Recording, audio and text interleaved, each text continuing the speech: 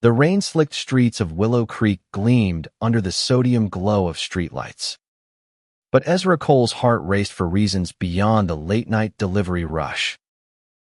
His PrimeExpress van hummed along, packages rattling in the back, when he spotted Hera's fragile figure crumpled on the sidewalk, her silver hair glowing like a beacon in the dark. He slammed on the brakes, his pulse hammering with a mix of fear and instinct, knowing this moment would change everything. Ezra, 28, had seen plenty in his 3 years driving for PrimeExpress. Late-night deliveries in small-town America revealed life's underbelly, lonely souls, forgotten homes, and the occasional drunk stumbling home.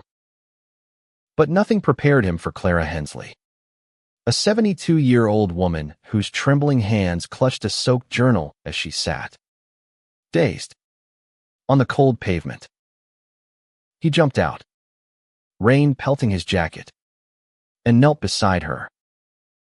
"Ma'am, are you okay? Can you hear me?" Her eyes, clouded but sharp, met his, and she whispered, "I couldn't save her." Clara's words hung in the air, cryptic and heavy. Ezra helped her to her feet, her frail frame leaning against him as he guided her to the porch of a modest house nearby.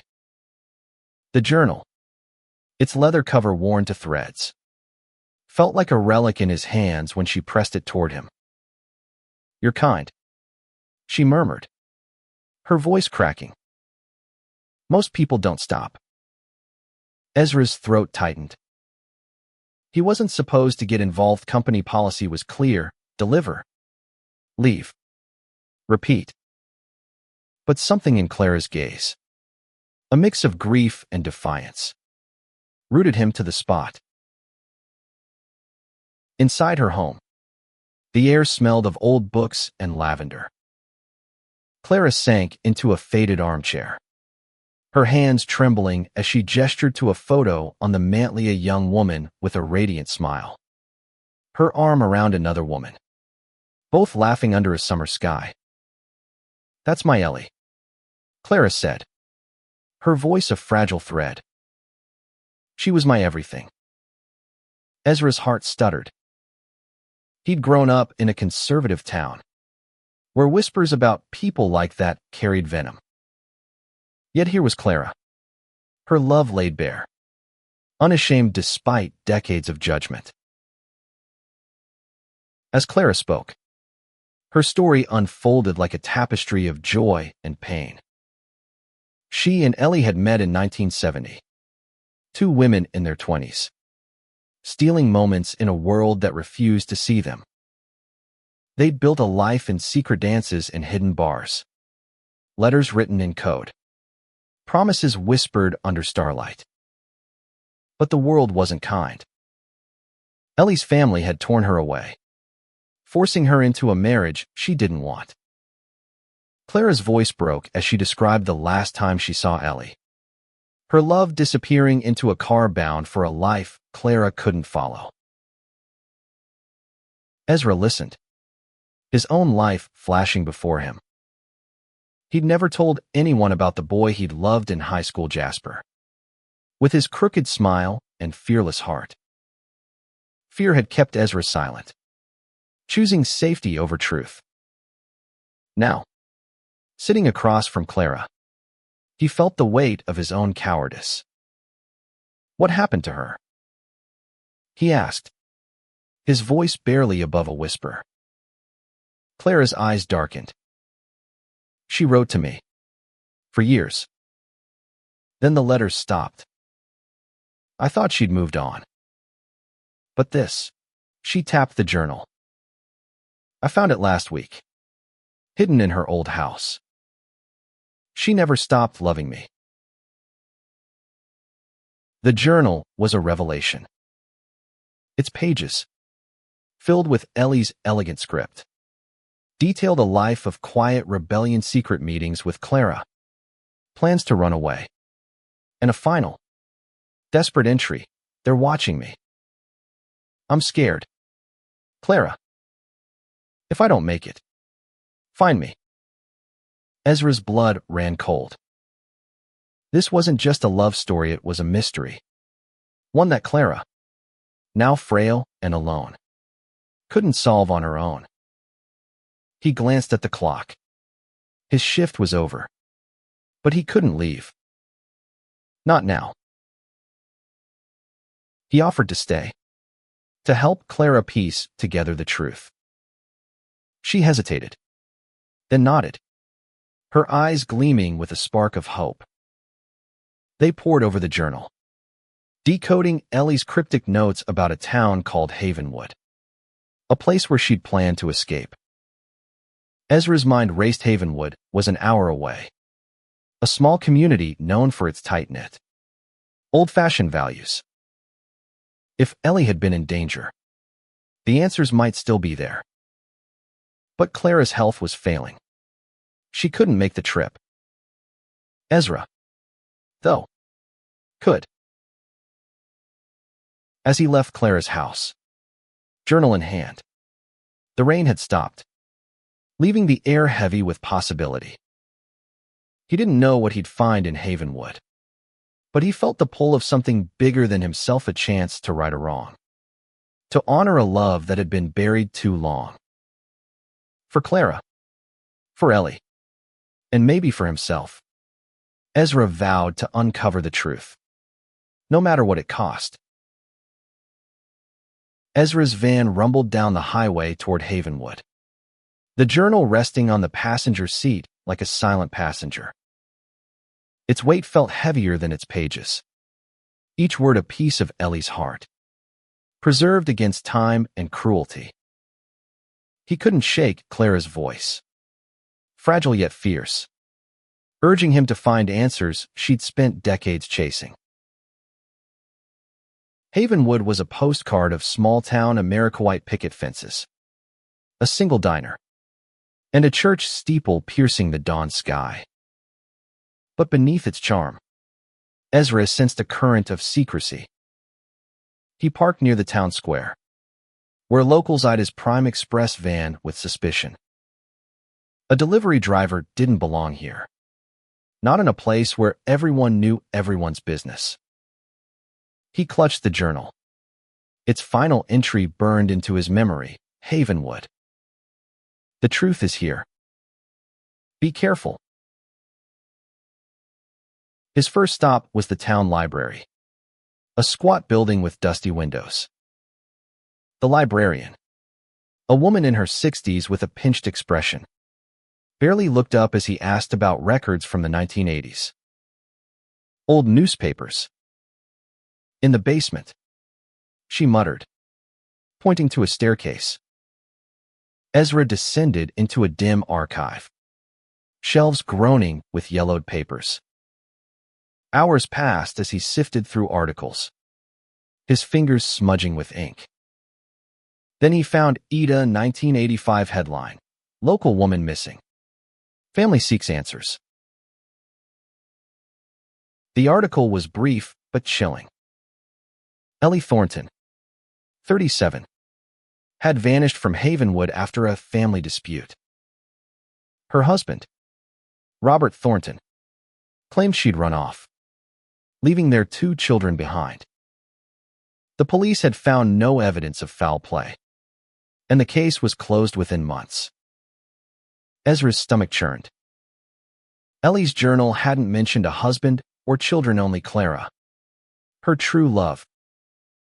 Had Robert known about their secret? Had he done something to her? Ezra's next lead was the address listed in the article: a house on Maple Street. The neighborhood was quiet, almost too perfect, with manicured lawns and American flags. The Thornton house stood out, its paint chipped, its windows dark.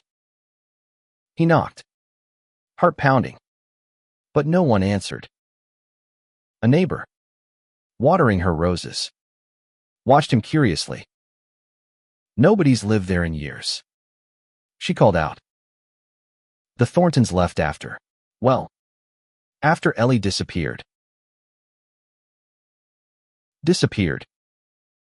Ezra pressed, stepping closer. The woman, Mrs.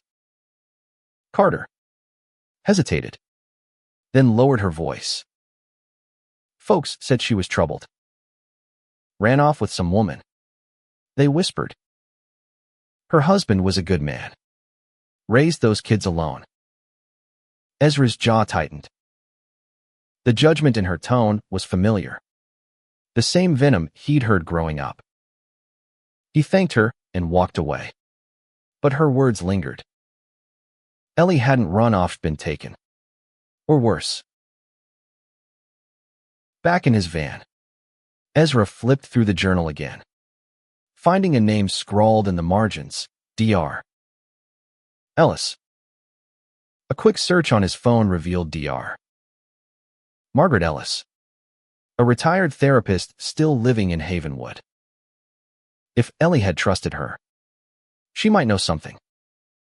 Ezra drove to her address, a small cottage on the town's edge. Dr. Ellis, a spry woman in her 70s, welcomed him with a wary smile. When he mentioned Ellie, her face softened, then darkened. I haven't heard that name in years, she said, inviting him inside. Over tea, Dr. Ellis revealed fragments of Ellie's life. She'd been a patient, struggling with her family's rejection and her husband's controlling nature. Ellie loved someone else. Dr. Ellis said carefully. A woman. She wanted to leave. But Robert, he was furious. I warned her to be careful. Ezra's heart sank. Did she ever mention Clara? He asked. Dr. Ellis nodded. Clara was her anchor. But Ellie was scared Robert had powerful friends in town. As Ezra left, Dr. Ellis handed him an old business card for a local lawyer, Thomas Reed, who'd helped Ellie draft a will before she vanished. He might know more, she said. Ezra thanked her, his mind racing. Robert Thornton was emerging as a shadow over Ellie's life, a man who'd likely known about her secret and hated it. The journal's warning they watching felt more real by the minute. Ezra drove back to Willow Creek, the road blurring as he wrestled with what he'd learned. He thought of Jasper, the boy he'd let slip away, and Clara, who'd lost everything. This wasn't just about solving a mystery, it was about giving Clara peace and proving that love like hers and Ellie's deserved to be seen. Tomorrow, he'd find Thomas Reed. For now, he needed to check on Clara, to tell her he was getting closer to the truth. Clara's porch light glowed faintly as Ezra pulled up to her house, the journal now a constant weight in his hands. He'd promised to update her, but the truth he'd uncovered in Havenwood felt like a blade sharp, dangerous, and impossible to wield gently. Clara deserved answers, but could she handle the pain they might bring?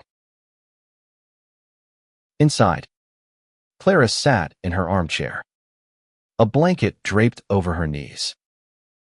Her eyes lit up when she saw Ezra, but worry creased her brow. You found something, didn't you? She asked, her voice trembling with hope and dread. Ezra nodded, sitting across from her. He recounted the newspaper article, Dr. Ellis's revelations, and the name Thomas Reed. Clara's hands tightened around her teacup. Robert, she whispered. I always knew he was cruel. Ellie was trapped. Ezra hesitated, then opened the journal to a page he'd marked. Ellie wrote about a safe deposit box, he said. She said it held everything we need. It's in Havenwood. At First Community Bank. If we can find it, it might tell us what happened. Clara's eyes gleamed with determination. Then we go?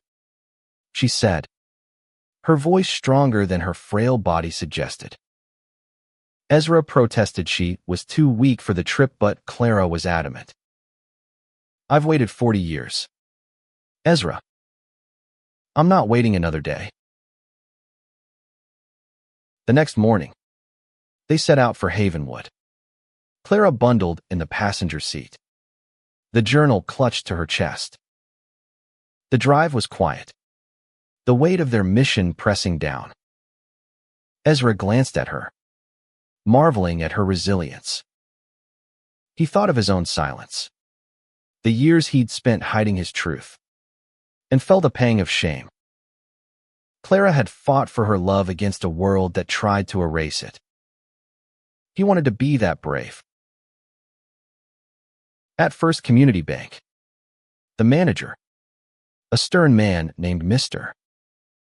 Grayson, eyed them skeptically. Safe deposit boxes require a key and ID, he said. Clara produced a small brass key from her purse, her hands steady despite her frailty. It was Ellie's, she said. She left it for me. Grayson checked his records, then led them to a vault. Box 214 opened with a soft click, revealing a stack of letters, a locket, and a notarized document. Ezra's heart raced as Clara opened the locket. Inside was a photo of her and Ellie, young and radiant, their love frozen in time. The document was Ellie's will, naming Clara as her beneficiary. But the letters were the real shock. Written in Ellie's hand, they detailed Robert's threats, his discovery of her and Clara's relationship, and his vow to make her pay. One letter, dated days before her disappearance, read, "If I'm gone, Clara, it's not by choice. Look for the cabin by Willow Lake." Ezra's blood ran cold. A cabin. A place no one would look. Clara's hands shook as she read, tears streaming down her face. She didn't leave me, she whispered. She never left me. Ezra felt his own eyes burn. He wanted to promise her justice, but the truth was still out of reach. They needed to find that cabin. As they left the bank, a man watched from across the street, tall, gray-haired, his eyes narrowing. Ezra didn't notice him, but the man's presence sent a chill through the air. Back in Willow Creek, Ezra and Clara pored over maps, pinpointing Willow Lake, a remote spot 10 miles from Havenwood. The cabin wasn't marked, but local records mentioned an old Thornton family property nearby. Ezra's gut told him this was the place where Ellie's story ended.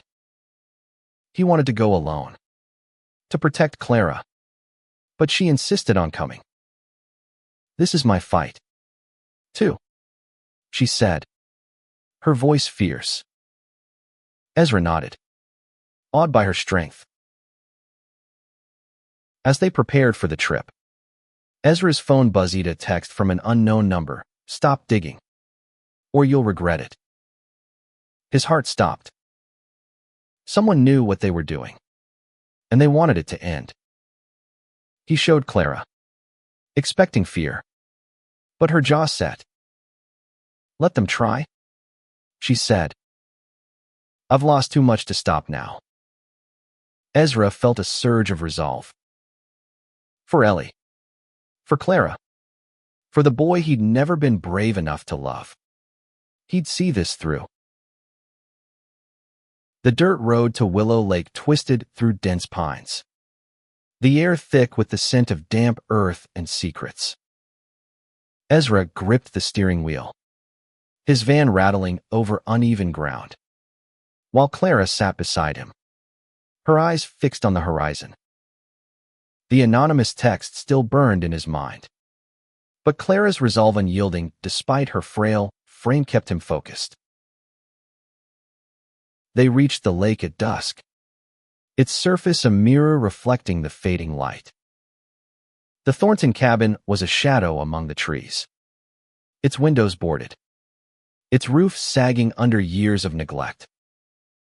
Ezra parked, helping Clara out of the van. She leaned on him, her breath shallow but her gaze sharp. "This is where she was," Clara said, clutching the locket from the safe deposit box. "I can feel it." The cabin's door creaked open, revealing a musty interior frozen in time-faded curtains, a rusted stove, and a single chair tipped over, as if abandoned in a hurry. Ezra's flashlight swept the room, landing on a trapdoor in the floor. His heart thudded. "Stay here," he told Clara, but she followed, her steps unsteady but determined. The trapdoor led to a small cellar, its walls lined with shelves of canned goods and a locked metal box. Clara's key fit perfectly. Inside the box were more letters, photos, and a small vial of what looked like dried blood. The letters were frantic, written in Ellie's hand. "He knows. He's coming. Clara, if you find this, tell the world." A photo showed Ellie, bruised and hollow-eyed, standing by the lake. Ezra's stomach twisted. Robert Thornton hadn't just threatened her to hurt her. Maybe worse. Clara's hand flew to her mouth, a sob breaking free. "My Ellie," she whispered. "What did he do to you?" They took the box and retreated to the van, the weight of their discovery crushing. Ezra wanted to call the police, but Clara stopped him. "Not yet," she said. "We need proof he can't deny." She pointed to a name in the letters: Samuel Thornton, Robert's brother, a former sheriff's deputy in Havenwood. If anyone knew what Robert had done, it was him. Ezra agreed, but the anonymous text gnawed at him. Someone was watching, and they were running out of time. Back in Willow Creek, Ezra tracked down Samuel Thornton's address and apartment on the edge of Havenwood. Samuel, now in his 60s, opened the door with a scowl. "What do you want?" he barked. Ezra held up the journal, watching Samuel's face pale. "We know about Ellie," Ezra said, his voice steady. "And we know Robert was involved." Samuel's eyes darted to Clara, then away. "You're digging up graves," he muttered. "Let it go." Clara stepped forward, her voice cutting through the tension. "I loved her. She deserved better than your brother's cruelty. Tell us what happened." Samuel's shoulders sagged, and after a long silence, he spoke. Robert had discovered Ellie's plan to leave with Clara. Enraged, he'd confronted her at the cabin. "It was an accident," Samuel claimed, his voice hollow. "She fell, hit her head. Robert panicked, buried her out there." Ezra's blood ran cold. "Buried? At Willow Lake?" Clara swayed, and Ezra caught her, his own heart breaking. Samuel refused to say more, slamming the door. Outside, Clara wept, clutching the locket. "I failed her," she said. Ezra shook his head. "You didn't. We'll make this right." But the truth was a wound, and the danger was growing. The anonymous text. Samuel's fear it all pointed to someone protecting Robert's secret. Ezra vowed to find Ellie's resting place, to give Clara closure, no matter the cost. As they drove back, headlights followed them. Too close. Too steady. Ezra's hands tightened on the wheel. Whoever was behind them didn't want the truth to come out. He glanced at Clara, her face set with determination despite her tears. For her. For Ellie. He'd keep going. But the road ahead was darker than he'd ever imagined. The headlights in Ezra's rearview mirror burned like eyes, tailing his van through the winding roads back to Willow Creek. Clara sat rigid, her hands clutching the metal box from the cabin, its contents a grim testament to Ellie's final days. Ezra's heart pounded, but he kept his voice calm. "We're being followed," he said. "Hold on." He took a sharp turn, hoping to lose the car, but it stayed close, its engine growling. Clara's eyes met his, fierce despite her fear. "They can't stop us," she said. "Not now." Ezra nodded, his resolve hardening. He pulled into a gas station, the lot brightly lit, and the car sped past, its driver hidden by tinted windows. For now, they were safe, but the threat lingered, a shadow over their mission. Back at Clara's house, they spread the box's contents across her kitchen table. The letters confirmed Robert's violence, but the vial of blood was the key.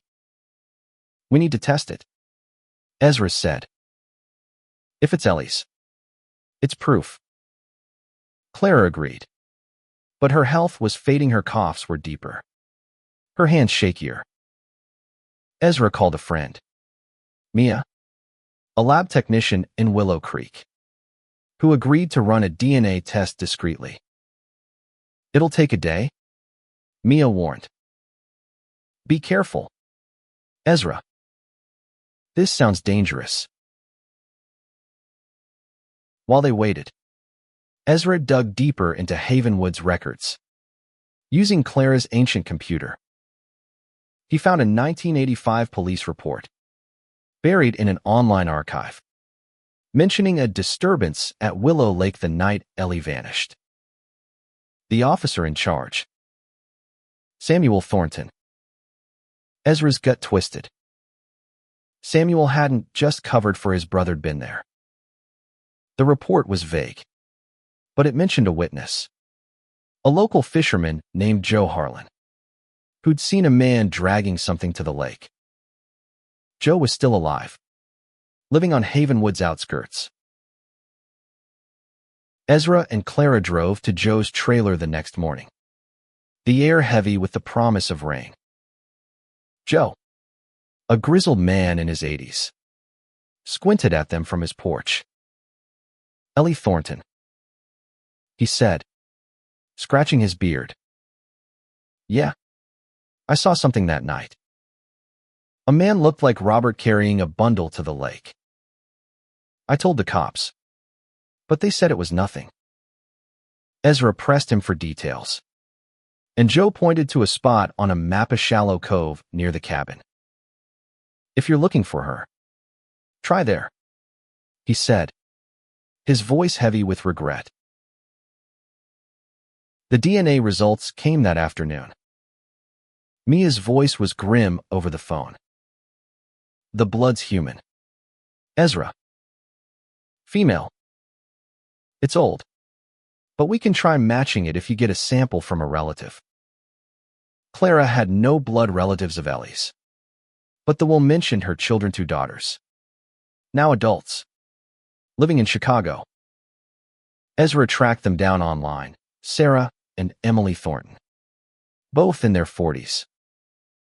If they agreed to help, Their DNA could confirm the blood was Ellie's. Ezra called Sarah first, explaining everything. Her voice was cold but curious. "My mother ran off," she said. "That's what Dad told us." Ezra hesitated, then told her about Clara, the journal, the blood. Sarah went silent, then agreed to meet. "If this is true, I need to know," she said. Ezra felt a spark of hope, but Clara's cough worsened, cutting through the moment. She needed a doctor, but she refused to go until they'd found Ellie. That night, Ezra stayed at Clara's, sleeping on her couch. A noise woke him at 2 a.m. Glass shattering. He bolted upright, grabbing a flashlight. The living room window was broken. A brick on the floor with a note, "You're next." Clara, awakened by the noise, saw the note and paled but didn't flinch. "They're scared," she said. "That means we're close." Ezra's fear turned to fury. Someone, maybe Robert. Maybe Samuel, was trying to silence them. He wouldn't let them win. By morning, they had a plan: meet Sarah and Emily in Chicago, then return to Willow Lake with equipment to search the cove. Ezra felt the weight of every choice, every risk. He wasn't just fighting for Clara and Ellie anymore, was fighting for himself, for the courage he'd never had. The truth was close, but so was the danger. Chicago's skyline loomed as Ezra and Clara drove into the city, the weight of their mission heavier than the traffic around them. Clara, wrapped in a shawl, looked smaller in the van's passenger seat, but her eyes burned with purpose. Ezra gripped the wheel, the brick through Clara's window still fresh in his mind. Someone wanted them to stop, but he was done running from fear. They met Sarah and Emily Thornton at a quiet coffee shop. The sisters' faces a mix of skepticism and curiosity. Sarah, the older, had her mother's sharp eyes. Emily, softer, clutched a photo of Ellie from childhood. Ezra explained everything: the journal, the cabin, the blood.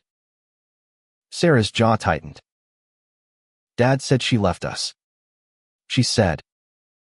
"If he lied," Emily's voice broke. "She loved someone else." Clara. Clara nodded, tears falling as she showed them the locket.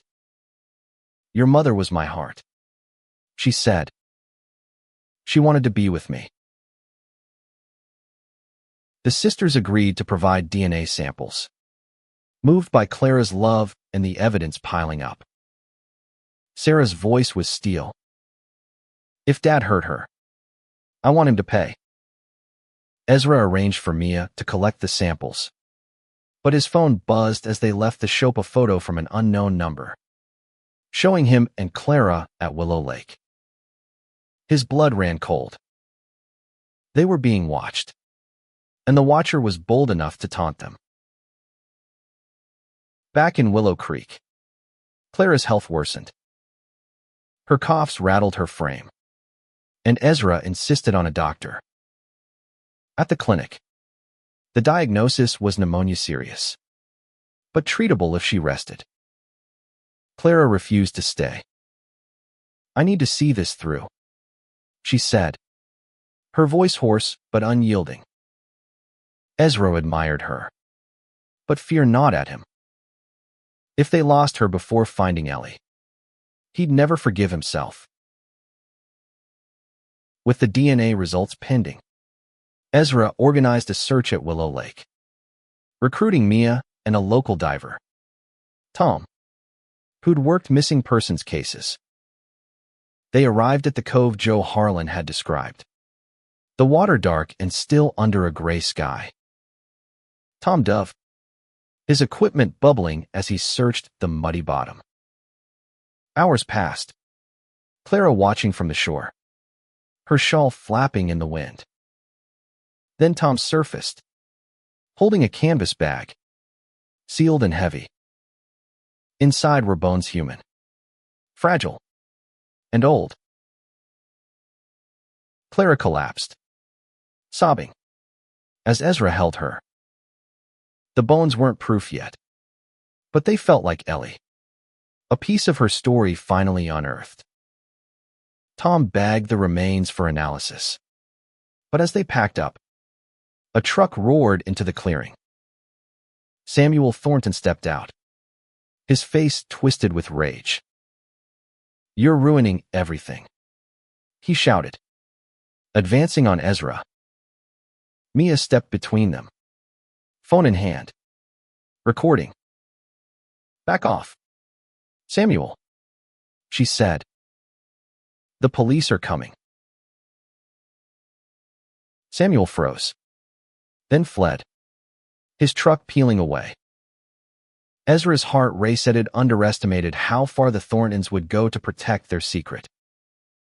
The police arrived, taking the bones and their statements.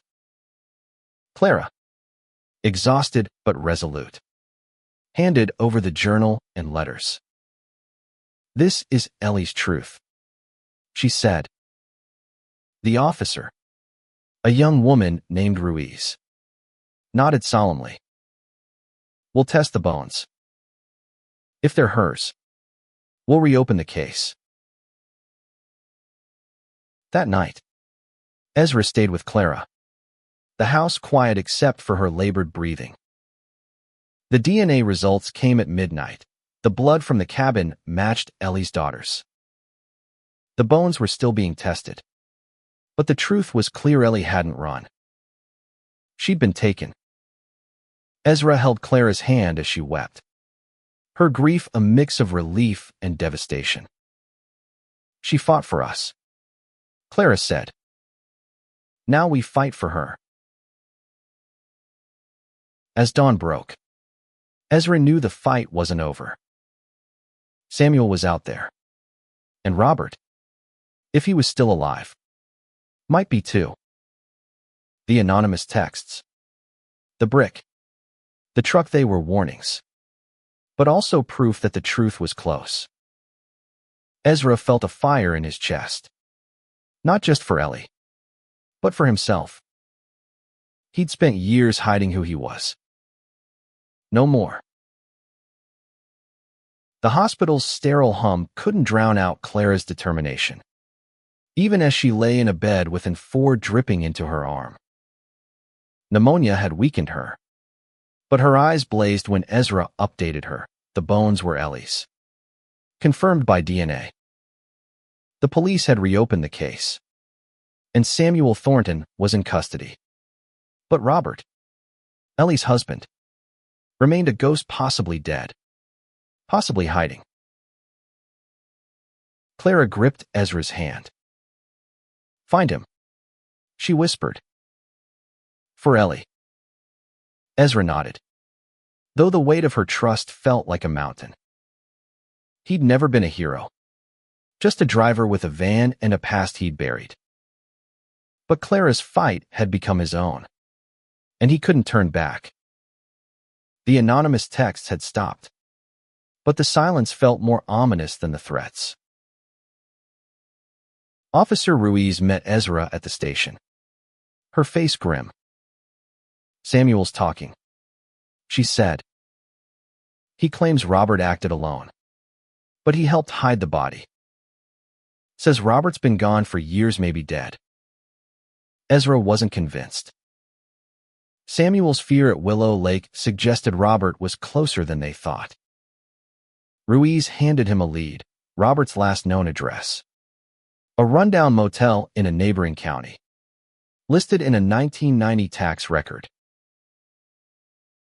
Ezra drove to the motel, a decaying relic off a forgotten highway. The manager, a chain-smoking woman named Bev, recognized Robert's name. "Creepy guy," she said, flipping through a ledger. Lived here a few months. Then vanished. Left some stuff in storage. She led Ezra to a locker. Its padlock rusted but intact. Inside was a duffel bag, photos of Ellie and her daughters, a wedding ring, and a letter addressed to Samuel. You owe me. Keep your mouth shut. The letter was proof Robert was alive, or had been recently. Ezra handed it to Ruiz, who traced it to a postmark from 2 years ago in Reno. The police issued a warrant, but Ezra couldn't wait. He drove to Reno, leaving Clara in the hospital with Miah to watch over her. The city's neon lights felt jarring after Willow Creek's quiet, but Ezra's focus was razor-sharp. He checked dive bars and shelters, showing Robert's photo from the motel's records. A bartender at a seedy joint nodded. Seen him. Goes by Ron now. Hangs out at the old warehouse on 5th. The warehouse was a husk. Its windows shattered. Its walls tagged with graffiti. Ezra slipped inside, his flashlight cutting through the dark. He found Ron huddled in a corner, a graying man with hollow cheeks and haunted eyes. You don't know what you're messing with, Robert rasped when Ezra confronted him. She was mine, not hers. Ezra's fists clenched, but he held back, pulling out his phone to call Ruiz. Robert lunged, knocking the phone away, and they grappled in the dark. Ezra was stronger, pinning Robert until the police arrived. In cuffs, Robert spat venom, blaming Ellie for ruining him. But his words were hollow against the evidence, her letters. The blood. The bones. Back in Willow Creek, Ezra visited Clara, who was recovering but still frail. He told her Robert was in custody, charged with murder. Her tears were quiet, a release of decades of pain. You gave her justice, she said, squeezing his hand. But Ezra felt no triumph. Robert's arrest didn't erase the years Clara had lost, or the love stolen from her. He thought of Jasper, the boy he'd never fought for, and made a decision. He found Jasper's number online, his heart pounding as he typed a message. It's Ezra. Can we talk? The reply came fast, about time. Ezra smiled, a weight lifting. Clara's recovery was slow, but her spirit grew stronger. She asked Ezra to help her write Ellie's story, to share their love with the world. He agreed, knowing it was more than a story, it was a testament to courage, to love that endured against all odds. Spring bloomed in Willow Creek, painting Clara's porch with soft pinks and greens, a stark contrast to the winter of secrets Ezra had unraveled. Clara, now stronger, sat with him, her hands steady as they worked on Ellie's story, a book they'd titled Love in the Shadows. Robert Thornton's trial was ongoing, but the truth was out, carried by news outlets and whispered in Havenwood streets. Ellie's love for Clara, once hidden, was now a beacon. Ezra had changed, too. Meeting Jasper again had been tentative, raw, but honest. They'd spent hours talking, rebuilding what fear had broken. Jasper's smile, still crooked, felt like home. Ezra hadn't just found justice for Ellie, he'd found courage for himself, stepping into his truth as a gay man in a world that didn't always understand. Clara's pride in him was a quiet gift, her eyes shining when he told her about Jasper. The book's first draft was nearly done. Each chapter a piece of Ellie and Clara's love, woven with the pain and triumph of their fight. Sarah and Emily, Ellie's daughters, had joined them, reading drafts and sharing memories of their mother. They'd grown to love Clara, calling her Aunt Clara and filling her house with laughter. The locket, now worn by Clara daily, was a reminder of what they'd reclaimed. One afternoon, as Ezra typed the final chapter, Clara handed him a letter Ellie had written decades ago, never sent. "My love for you is my defiance," it read. "No one can take that from us." Ezra's throat tightened. He added it to the book, knowing it was the heart of their story, a testament to a love that had survived cruelty, silence, and time. The trial ended with Robert's conviction, a life sentence that felt like a small justice. Samuel, charged as an accessory, took a plea deal, his testimony sealing Robert's fate. Havenwood's whispers had shifted, some still cruel, but others softer, moved by Clara and Ellie's story. Ezra felt the change in himself, to no longer the driver who kept his head down, but a man who'd fought for truth and won. As they finished the book, Clara planned a memorial for Ellie at Willow Lake, where her bones had been found. On a clear day, Ezra, Clara, Sarah, Emily, Jasper, and a small crowd gathered by the cove. Clara spoke, her voice steady, telling the world about the woman she'd loved, whose spirit lived in every word they'd written. Ezra scattered wildflower seeds, their colors a promise of renewal. Back at Clara's house, Ezra looked at the manuscript, its pages heavy with meaning. "This is for everyone who's had to hide," Clara said, her hand on his. He nodded, thinking of the boy he'd been, the man he was becoming. The book would be published soon, but its true victory was already won. A love once silenced was now heard. A legacy of courage for all who dared to love against the odds. Ezra drove his van that night, the stars bright above Willow Creek. He wasn't just a PrimeExpress driver anymore, was a storyteller, a fighter, a man who'd learned that love, in all its forms, was worth everything. And somewhere, he knew, Ellie was smiling,